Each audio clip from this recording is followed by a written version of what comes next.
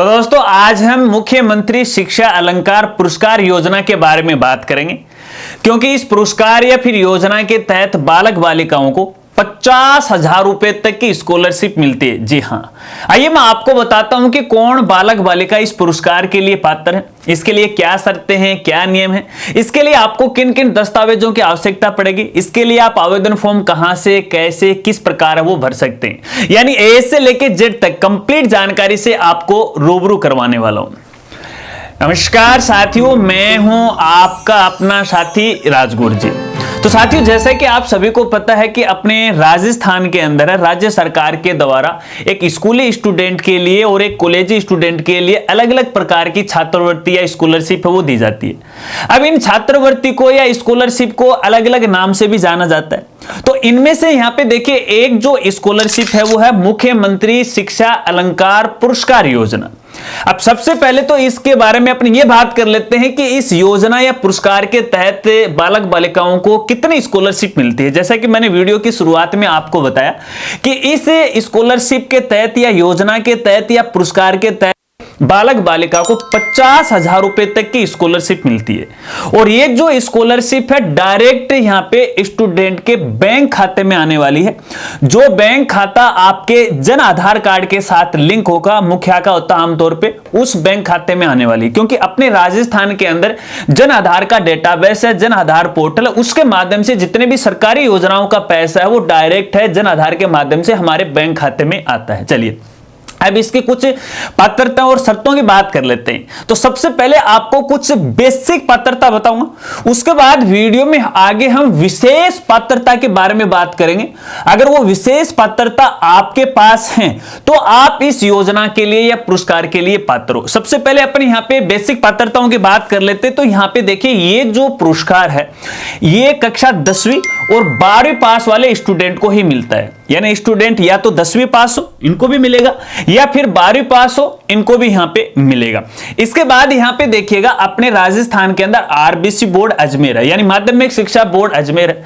तो बोर्ड के जो टॉप स्टूडेंट हैं उन स्टूडेंट को है ये पुरस्कार मिलता है। और इसके साथ साथ यहां पे देखिएगा, इस पुरस्कार या योजना की खास बात यह है कि यदि आपको पहले कोई दूसरी सरकारी योजना का फायदा मिल रहा है, चाहे वो अपने राज्य स्तर की हो या फिर अपने केंद्र स्तर की हो, अगर फिलहाल उसकी स्कॉलरशिप आपको मिल रही है तो भी आप इस पुरस्कार के लिए यहां पे पात्र हो। इसके साथ साथ आपके पूरे परिवार की जो वार्षिक आय वो 8 लाख से ज्यादा नहीं हो। और मेरे ख्याल से अगर ये पात्रताएं आपके पास हैं तो आप इस पुरस्कार या फिर योजना के लिए पात्र हो। चलिए दस्तावेज के बारे में बात करते हैं कि इसके लिए आपको कौन कौन से दस्तावेजों की आवश्यकता यहां पे पड़ने वाली है। कुछ खास दस्तावेज नहीं, वो बेसिक से दस्तावेज है जो आपके पास होना चाहिए। तो यहां पे देखिए, एक तो आपका आधार कार्ड और जन आधार कार्ड जरूरी है, ठीक है। इसके साथ साथ यहां पे आपके पास एक ईडब्ल्यूएस का सर्टिफिकेट होना जरूरी है और इसके साथ साथ एक आपकी अंक तालिका भी होना जरूरी है। अब साथियों यहां पे देखिएगा, आपका जन आधार और आधार के अंदर आपका डेटा फुल्ली अपडेट होना चाहिए। जैसे आपके कक्षा 10वीं या फिर 12वीं की जो रिकॉर्ड है उस रिकॉर्ड के अनुसार होना चाहिए। क्योंकि मेरे देखने में ऐसा आया है कि 10वीं के मार्कशीट में कुछ हो रही है, आधार कार्ड में कुछ हो रही है, जन आधार में कुछ हो रही है, राशन कार्ड में कुछ हो रही है। एक समानता होनी चाहिए। अगर एक समान यहां पे डेटा होगा तो आप है ये स्कॉलरशिप है वो प्राप्त कर सकते हो, अन्यथा यहां पे कई टेक्निकल इश्यू आपके सामने वो आ सकते हैं। चलिए अब बात करते हैं, यहां पे देखिए आवेदन कैसे करना। आपको देखिए, ये जो आवेदन है वो केवल और केवल ऑनलाइन ही किया जाएगा और इसके लिए स्टूडेंट को कुछ भी नहीं करना पड़ेगा। यानी आपको खुद है फॉर्म नहीं भरना है, भरने की कोई आवश्यकता नहीं। ये जो फॉर्म है आप जिस भी स्कूल में फिलहाल पढ़ रहे हो उस स्कूल के माध्यम से वो भरे जाएंगे। देखिए यहाँ पे कक्षा 10वीं वाले स्टूडेंट है, पास आउट हैं, जो कि पढ़ाई करके 11वीं में आ चुके हैं, ठीक है, तो उनके लिए स्कूल है। लेकिन कक्षा 12वीं वाले जो स्टूडेंट है 12वीं पास आउट कर चुके हैं लेकिन फिलहाल वो किसी कॉलेज में पढ़ रहे हैं, तो ऐसे में भी ऐसे जो पात्र स्टूडेंट है उनको भी अपने स्कूल के माध्यम से ही ये फॉर्म भरवाना पड़ेगा, भले ही आपने किसी भी कॉलेज में एडमिशन क्यों न ले लिया हो, तो उनके माध्यम से ही भरा जाएगा। अगर अपन डेट की बात करें तो देखिए दोस्तों, यहां पे इसकी कोई भी फिक्स डेट फिलहाल यहां पे नहीं होती है। देखिए हो सकता है कि ये जो वीडियो है आप आज देख रहे हो या फिर भविष्य में अगर आप देख रहे हो, तो देखिए यहां पे संबंधित बोर्ड के द्वारा है एक लिस्ट वो जारी की जाती है टॉप स्टूडेंट की। अलग अलग डिस्ट्रिक्ट वाइज है, टॉप स्टूडेंट की लिस्ट है वो जारी की जाती है। अगर उस लिस्ट में आपका नाम आता है तो आप इसके लिए पात्र हो। मैंने बेसिक सी जो शर्तें हैं वो पीछे बताई हैं और विशेष शर्तें आगे मैं आपको बताऊंगा। तो यानी बोर्ड अगर लिस्ट जारी करेगा तो आप इसके लिए पात्र हो। अब जैसे आरबीसी बोर्ड के द्वारा यहां पे लिस्ट जारी की जाती है तो वो लिस्ट शिक्षा विभाग को सौंप देता है।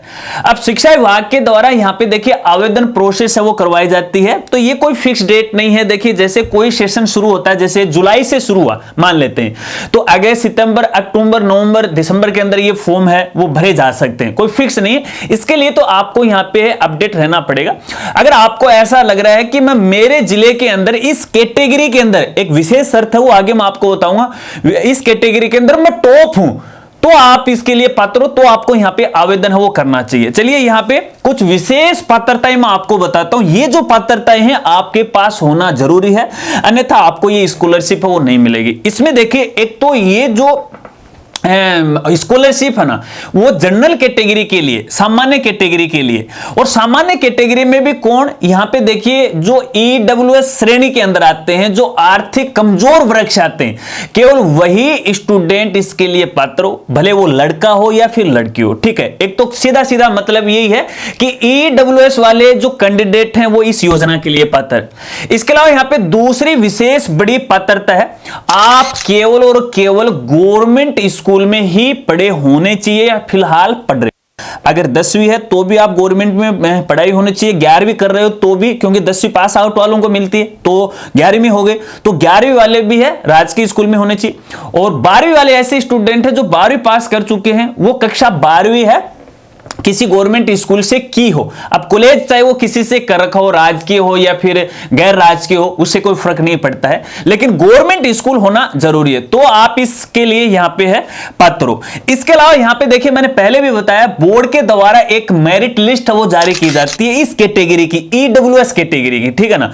तो उसके अनुसार यदि आप टॉप हो, उस लिस्ट में नाम आता, तो आप इसके लिए पात्र हो। ठीक है, वैसे देखिए यहां पे बोर्ड के द्वारा अलग अलग कैटेगरी वाइज है, टॉप लिस्ट है वो निकाली जाती है, लेकिन ये यहां पे आर्थिक कमजोर वर्गों की ईडब्ल्यूएस कैटेगरी की एक अलग से लिस्ट है वो निकाली जाती है। इसके लिए देखिए वैसे कोई पब्लिक डोमेन पे आपको ये लिस्ट है वो नहीं मिलेगी। अगर आप इसके लिए पात्र हो तो यहां पे संबंधित स्कूल के द्वारा ये आवेदन भरवाने के लिए संबंधित विभाग के द्वारा प्रेशर डाला जाता है। तो अगर आपको लग रहा है कि मैं इस कैटेगरी का हूं और मैं यहां पे स्टेट लेवल में या आरबीसी बोर्ड के रिजल्ट में सबसे टॉप रहा हूं, तो आप यहां पे थोड़ा एक्टिव रह करके अपने स्कूल के साथ समय समय पे है वो संपर्क में है वो रह सकते हैं और आप यहां पे आवेदन है वो कर सकते हैं। ठीक है, अब यहां पे देखिए मैं स्टूडेंट को बताना चाहूंगा कि जब भी आप यहां पे कक्षा 10वीं या 12वीं का बोर्ड फॉर्म भरो तो उस समय आपकी जो कैटेगरी है ना भैया, वो कैटेगरी विशेष तौर पे है उसमें सही करवाना है। क्योंकि मेरे देखने में आया कई बार ऐसा होता है जो स्टूडेंट एससी एसटी का होता है, स्कूल वालों की गलती की वजह से ओबीसी भर दिया जाता है, किसी के जनरल है वो भर दिया जाता है। ठीक है, क्योंकि जब आप ईडब्ल्यूएस सर्टिफिकेट बनाओगे ना तो देखिए आजकल जन आधार का डेटा ऑटोमेटिक है अपडेट हो जाता है उसके अंदर कि कौन सा परिवार है किस कैटेगरी में यहां पे आ रहा है, तो वो आपको चिंता करने की आवश्यकता नहीं है। तो आपके पास ईडब्ल्यूएस एक सर्टिफिकेट है वो भी होना जरूरी है, तो आप पहले ही बनवा लीजिएगा इसको लेके। तो बस ये कुछ इसके विशेष पात्रताएं हैं जिनको आपको खास तौर पे ध्यान रखना है। आशा रखता हूं अब आप अच्छी तरह से समझ गए। जब यहां पे देखिए संबंधित स्कूल के द्वारा फॉर्म भर दिए जाएंगे, स्टूडेंट को कुछ नहीं करना, स्कूल की आईडी से भर जाएंगे, उसके बाद है ये फॉर्म अप्रूव होगा विभाग की तरफ से, और जैसे वो अप्रूव होगा उसके बाद सीधा आपके बैंक खाते के अंदर है वो पैसा आ जाएगा। लेकिन एक चलते चलते खास जानकारी बताऊंगा कि आपका जो जन आधार है उसमें भी आपके परिवार का मुखिया का, बालक बालिका का जो बैंक खाता है वो अपडेट होना चाहिए। वैसे तो देखिए जन आधार का जो मुखिया का बैंक खाता वो यहाँ पे मान्य होता है, लेकिन हो सकता है कि भविष्य के अंदर है नियमों में कुछ परिवर्तन कर दिया जाए, ये जो स्कॉलरशिप है केवल स्टूडेंट के खाते में विभाग ट्रांसफर करे। तो ऐसे में आपको मैं पहले ये राय दे रहा हूं कि स्टूडेंट के नाम से खाता नहीं खुलवा तो खुलवा लीजिएगा और उस खाते को जन आधार में अपडेट करवा दीजिएगा, और समय समय के साथ बैंक खाते को मेंटेन भी रखिएगा, यानी उसमें लेन देन अब आप कीजिएगा, अन्यथा वो डीएक्टिवेट हो जाता है। और डीएक्टिवेट होने के बाद यहां पे देखिए यदि सरकारी योजनाओं का पैसा हमारे सीधे खाते में आता है डीबीटी के माध्यम से तो वो आ नहीं पाएगा, तो उसमें लेन देन है हमेशा आप है वो किया करें ताकि आपको भविष्य में किसी प्रकार की कोई परेशानी नहीं आए। आशा रखता हूं अब आप अच्छी तरह से वो समझ गए होंगे। अगर वीडियो जानकारी आपको अच्छी लगी तो वीडियो को लाइक कीजिएगा और अपने दोस्तों के साथ जरूर शेयर कीजिएगा। कुछ साथी ये कह सकते हैं कि ये स्कॉलरशिप तो हमारे लिए किसी काम की नहीं है क्योंकि अपन SC ST OBC कैटेगरी से, तो भैया मैं आपको बताना चाहूंगा इनके लिए अलग स्कॉलरशिप है। वैसे देखा जाए तो जनरल कैटेगरी वाले स्टूडेंट के लिए बहुत ही कम स्कॉलरशिप होती है, कोई बायदुए बच्ची खुची स्कॉलरशिप इनके हाथ में होती है। तो ऐसे में यदि ये जानकारी आपके पास है तो आप संबंधित अपने किसी भी घर परिवार रिश्तेदार साथी को है ये जानकारी वो शेयर कर सकते हो या फिर ये वीडियो शेयर कर सकते हो ताकि यार उनकी भी वो मदद हो जाए। देखिए ये वीडियो स्पेशल हमारे व्यूअर की रिक्वेस्ट पे वो बना रहा हूं। अगर वीडियो अच्छा लगा तो फिर आपको कहूंगा लाइक कीजिएगा, शेयर कीजिएगा। मिलते हैं फ्रेंड्स अगली एक नई वीडियो के साथ, नई अपडेट के साथ। तब तक के लिए जय हिंद, जय भारत।